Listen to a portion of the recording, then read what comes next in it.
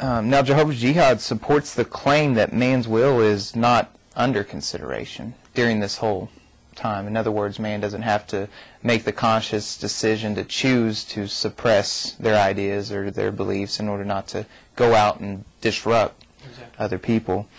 Would you explain how a will is basically under that spirit or under that disposition? Yes, because even the idea, Jehovah being an absolute construct, the idea of absolute inalienable rights did not come from men. It was a necessity that it was presupposed in the idea of the absolute construct of Jehovah was not found man's, if you will, contribution to that absolute deity. The idea of deity itself exists outside of man.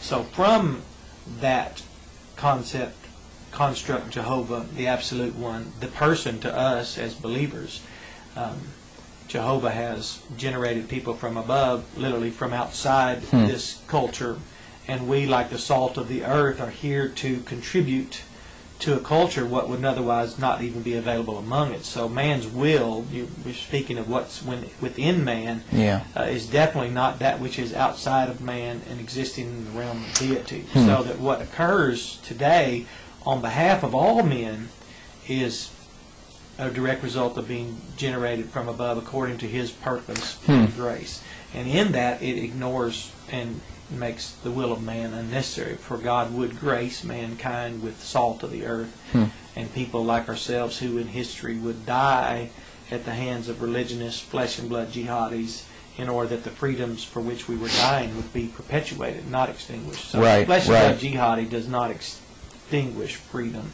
That's right. Ironically, it's the sheep among wolves, and our willingness to be sheep in the sheepish disposition to go about this how Jehovah conquers and wins and prevails man's will, for it's not in the will of man to bring about absolute freedom. Even the principles of freedom according to the script says that it's because he called people out that the rulers of this world are able to see the wisdom, so that when you hear a political leader proclaim liberty or freedom, that comes from outside of man, and it's imparted to man by the deity. So it doesn't reside in man originally, even though some say even God is something that man has conjured. It would probably be that if you could tie it to the way man treats man. Man doesn't treat man very well. That's right. So the idea of a man treating another man in a divine manner has to come outside of ourselves, because we're not very good to each other. That's right. That's right. I like that. I like that.